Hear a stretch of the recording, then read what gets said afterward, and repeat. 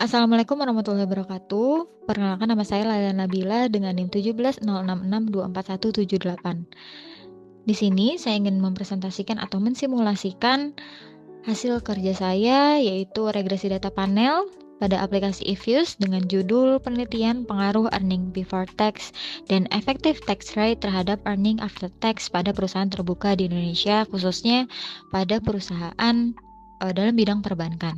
Oke, ini untuk data yang saya gunakan, yaitu untuk variabel Y, yaitu earning after tax, variabel X1 earning before tax, dan variabel X2 effective tax rate. Ya, di sini banyak perusahaan yang saya observasi, yaitu sebanyak 6 perusahaan bank publik dengan periode waktu 2019 sampai dengan tahun 2023. Ya, jadi total jumlah observasinya sebanyak 30. Membuat work file dengan cara file, lalu ke new, setelah itu ke work file. Setelah itu ininya work file structure-nya kita pilih balance panel. Start date-nya tadi 2019 sampai dengan 2023 dengan jumlah perusahaan sebanyak 6 perusahaan. 6 kali 5 tahun 30 observasi, kita namain aja regresi data panel UAS. Oke, dah selanjutnya kita lakukan masukkan objeknya nih. Objek, new objek, kita masukin satu-satu. Ya, kita masukin dulu seriesnya. Kita namain untuk yang pertama tadi objeknya adalah earning after tax. Oke, kita masukin objek yang kedua yaitu objek independen ya, independen 1, X1 yaitu earning before tax. Dan objek yang terakhir berupa X2 yaitu earning tax rate ETR. Oke, kita sudah buat nih tiga-tiganya, EET, EBT, dan ETR. Lalu kita isikan nih angka dari Excel tadi, ya. Blok tiga-tiganya, klik kanan, open as a group. Nah, open as a group, kita buka Excel tadi. Oke, kita buka Excel tadi, ya kita kopas semuanya, 30 observasi tersebut ya. Setelah dikopas, kita pindah lagi ke eFuse ya. Kita kopaskan saja nih. Kita kopaskan. Nah, ini sudah masuk semua, sudah sesuai sama data Excel tadi. Nah, kalau sudah sesuai, sudah kita cek lagi satu-satu.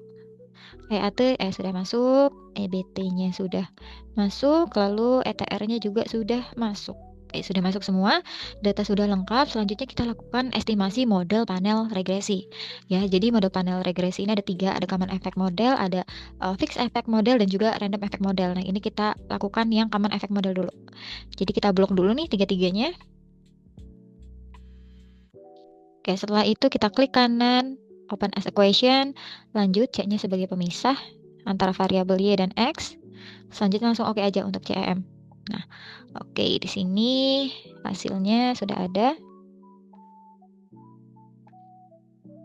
Oke, nah dari sini yang perlu kita lihat adalah besarnya R square-nya. Ya, jadi R square-nya ini sebesar 0,996948. Ya, pada model common effect ini menunjukkan ya bahwa model ini memiliki kemampuan prediktif yang sangat tinggi, yaitu sebesar tadi itu 99,69%. Nah, jadi ini menggambarkan kalau variasi pada earning after tax ini dapat dijelaskan oleh dua variabel independen tadi, ya. Jadi untuk bisa dijelaskan oleh earning before tax dan effective tax rate. Jadi cuma hanya sekitar 0,31% ya sisanya dari 0,9996 ini variasi EAT bisa dijelaskan oleh faktor lain di luar dari model independen tadi gitu. Nah, sehingga model ini sangat baik dalam menjelaskan hubungan antara variabel-variabel yang dianalisis. Nah, ini kita save, kita freeze, name ini CEM. Oke, selanjutnya kalau sudah di save, kita coba sekarang untuk FEM-nya ya, fixed effect model. Nah, ini caranya juga sama ya. Di sini C-nya sebagai pembatas antara variabel C dan Y dan X. Lalu panel optionnya kita pilih ke fix. Oke, ini adalah hasilnya. Nah, di sini R-nya berapa? R-nya cukup tinggi juga ya. bukan cukup tinggi malah, ini tinggi ya. Ini tinggi yaitu sebesar 0,998831 ya. Jadi model fixed effect ini menunjukkan bahwa earning before, nah ini bisa dilihat ya, earning before tax-nya berpengaruh positif nih sebesar 0,819445. Tapi ETR-nya berpengaruh negatif signifikan, jadi dua-duanya sama-sama signifikan. Nah, nilai X square ini 0,998831 ini menunjukkan bahwa model ini mampu menjelaskan variase earning after tax-nya itu, variabel Y-nya itu memiliki kekuatan prediktif yang sangat tinggi terhadap variabel dependen gitu. Oke, terus ini di save aja, freeze, kita dokumentasikan dengan baik ya. FEM. Oke, FEM sudah, lalu kita coba sekarang yang REM. Langsung open as question. C-nya sebagai pembatas antara variabel Y dan juga X. Panel optionnya kita ubah nih menjadi random. Oke. Nah, ini hasilnya ya. Ini hasilnya untuk REM. Di sini juga nih kita bisa lihat R square-nya cukup besar juga nih, sebesar 0,995713. Nah, jadi pada model REM ini menunjukkan ya bahwa sebesar 99,57% variasi dari variabel Y, yaitu earning after tax, dapat dijelaskan oleh variabel independen, yaitu variabel earning before tax dan juga effective tax rate. Nah, ini menunjukkan bahwa model ini memiliki kemampuan prediksi yang sangat tinggi ya. Dan cuma sisanya itu hanya sekitar 43% lah variasi EAT itu dipengaruhi oleh faktor lain di luar dari model gitu. Nah, baik secara statistik dan ini juga cocok digunakan untuk menjelaskan pengaruh dari EBT dan juga ETR-nya terhadap EAT pada perusahaan perbankan yang saat ini dianalisis gitu. Oke, selanjutnya kita simpan dulu, kita freeze, lalu kita name REM. Nah, itu adalah estimasi dari ketiga model regresi ya. Nah, ini udah masuk semua ya, FEM, REM, dan juga CM. Lalu kita selanjutnya perlu melakukan uji ya. Ujinya ada 3 uji model. Yang terbaik yang mana yang akan bisa kita lakukan gitu. Jadi yang pertama uji Coe, yang kedua uji Hausman test, dan juga yang ketiga ada uji LM test. Nah, kita coba dulu untuk uji Coe test ya. Coe test ini untuk mengetahui ya gimana kita itu harus memakai yang mana. Harus memakai common effect model atau kita harus menggunakan fixed effect model gitu. Nah, ini kita blok juga dulu 3-nya ya. Terus as question ya, pemisah, C sebagai pemisah lagi nih antara Y dan X. Panel optionnya kita ubah ke fix. Selanjutnya oke. Nah, ini belum sampai sini, kita lanjut lagi ke view, lalu ke fix effect, fix atau random effects testing, terus ke redundant effect. Nah, ini bisa terlihat. Nah, ini yang perlu kita lihat adalah probabilitiesnya. Cross section F probabilitiesnya. Nah, ini nih 0,0004. Nah, dari nilai probabilities cross section F ini sebesar 0,004 ini, which is ini adalah lebih kecil daripada 0,05. Nah, ini menunjukkan bahwa model fixed effect lebih tepat dibandingkan dengan common effect. Jadi pokoknya intinya daripada Coe test ini, kalau misalkan probabilitas ininya lebih kecil dari 0,05, itu gunakan FEM. Tapi kalau lebih besar dari 0,5, itu gunakan common effect model. Nah, di sini 0,004 ini lebih kecil ya daripada 0,05. Jadi gunakan FEM. Jadi untuk ini kita bisa simpan ya, freeze, kita name. Nah, untuk uji Coe, hasilnya adalah FEM. Nah, biar ketahuan. Nah, ini udah kita dokumentasikan dengan baik. Oke, selanjutnya kita coba Hausman test. Ya, Hausman test ini kalau tadi itu pengujian CEM versus FEM, ditemukan FEM, sekarang FEM-nya kita bandingkan dengan REM. Ya, C sebagai pemisah. Nah, ini kita ubah nih menjadi random. Ya, jadi versusnya yang kita lakukan ini. Oke, selanjutnya kita buka view. Terus tadi sama fix testing test, terus ke correlate. Nah, ini correlate. Kita lihat juga probabilitiesnya. Nah, ini angkanya adalah sebesar Hausman testnya ini angkanya adalah sebesar 0,0034 ya. 0,0034, di mana jika kalau untuk F untuk Hausman test ini, yaitu jika misalkan probabilitasnya lebih kecil dari 0,05, itu gunakan FEM. Tapi kalau misalkan lebih besar dari 0,05, gunakan REM. Nah, ini kan lebih kecil dari 0,05 ya. Ini 0,0034. Jadi kita gunakan FEM. Jadi untuk model dari Hausman test hasilnya itu adalah FEM. Ini kita save Hausman pakai tangan satu. Ya, jadi agak susah. Terus Hausman test tadi hasilnya FEM. Oke. Sudah nih. Oke, selanjutnya tes yang terakhir adalah LM test. Ya, caranya sama, open equation. Nah, kalau tadi CEM versus FEM untuk code test, terus untuk Hausman test itu adalah FEM versus REM, lalu ini yang terakhir adalah CEM-nya dibandingkan dengan REM. Ya, C sebagai pemisah. Lalu oke. Nah, di sini kita view actual fit residual aktual yang table. Nah, ini adalah ini ya gambarannya, dan kita pergi lagi nih ke view, lalu ke fix, ini testing ya, lalu ke omitted LM. Nah, ini adalah hasilnya. Yang perlu kita lihat di mana? Yang paling utama yang perlu kita lihat adalah angka ini nih. Angka dari bronze pagannya gitu.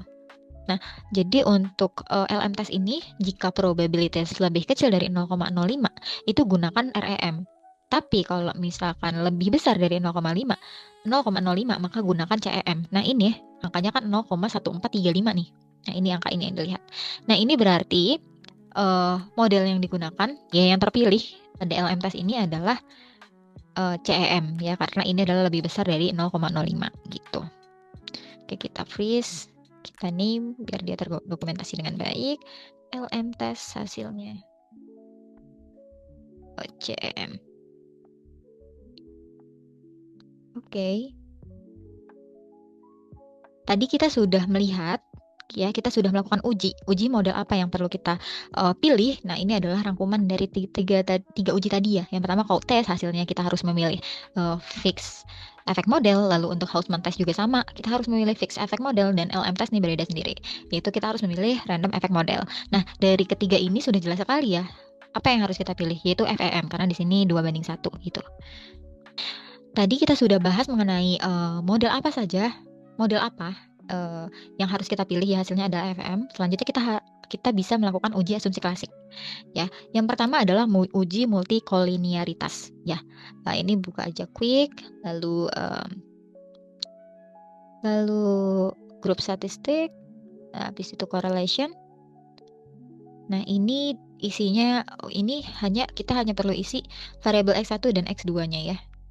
Nah, ini adalah hasilnya. Oke, yang perlu kita lihat ya. Jadi intinya adalah untuk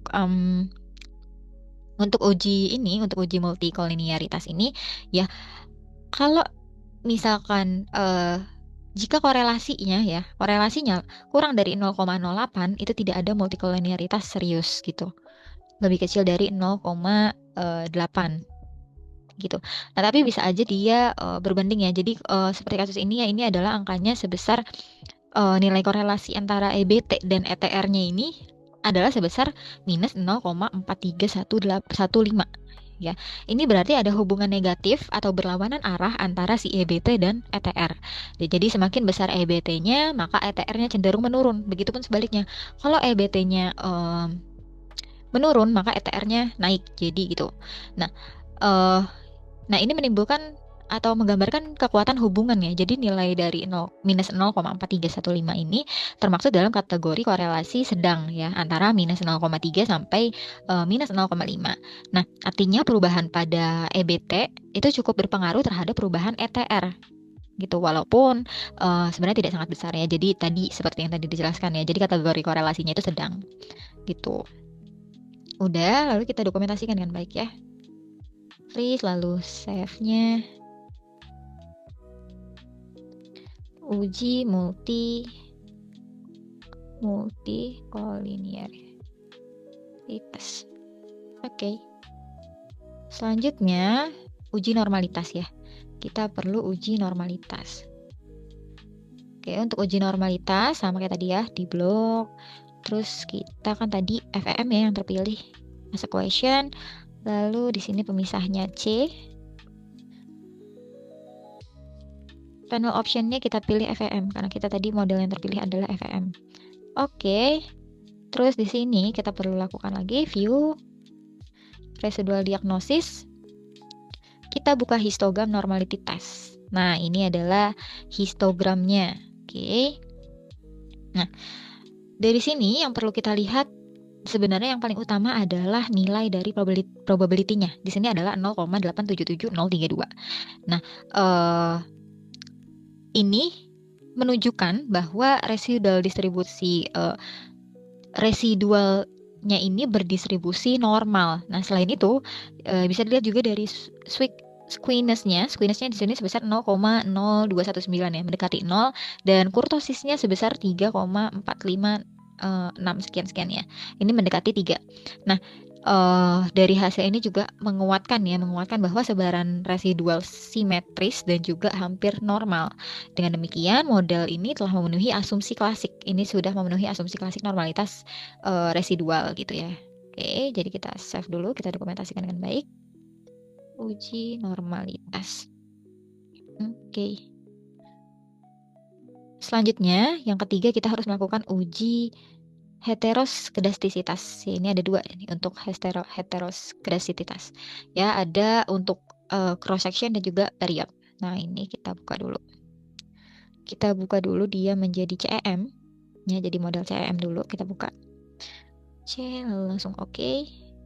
Nah, ini udah. Selanjutnya kita ke view residual diagnosis. Setelah itu heteroskedasticity. Ini ada cross section dan juga period test ya. Oke, kita buka dulu. Nah, ini untuk cross sectionnya dan ini untuk period testnya. Oke, kita buka cross sectionnya dulu. Yang perlu kita lihat apa? Nah, ini probability 0,0333. Nah, ini diperoleh nilai probabilitas sebesar 0,033 ini itu lebih kecil ya daripada 0,05, sehingga artinya data ini mengandung heteroskedastisitas ya. Jadi data ini mengandung heteroskedastisitas ya, sehingga model ini tidak memenuhi asumsi homoskedastisitas. Ya, maka disarankan sebenarnya untuk cross section ini disarankan untuk menggunakan metode koreksi seperti GLS ya, agar hasil estimasinya lebih akurat. Jadi untuk cross section ini terdapat masalah lah ya untuk data yang saya pakai. Untuk period test berdasarkan dari hasil ini ya, ini adalah hasilnya 0,0714 ya untuk probabilitiesnya. Nah, ini lebih besar dari 0,05. Nah, karena p-value-nya lebih besar dari 0,05, maka hipotesisnya tidak ditolak gitu. Kalau tadi ditolak, ya berarti yang ini tidak ditolak.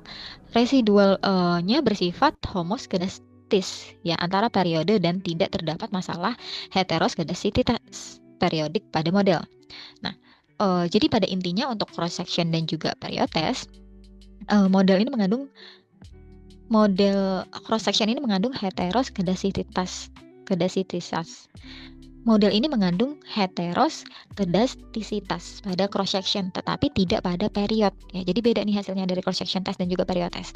Nah, jadi kenapa beda? Jadi data hanya menunjukkan heteroskedastisitas pada cross section karena variasi antar entitas tuh pada model ini, pada observasi ini tuh lebih besar dibandingkan antar waktu, yang menandakan bahwa perbedaan karakteristik tiap entitas lebih berpengaruh terhadap variasi residual dibandingkan perubahan waktu. Gitu intinya. Oke, terakhir nah ini freeze dulu, lalu kita save. Uji heteroskedastisitas. Oke.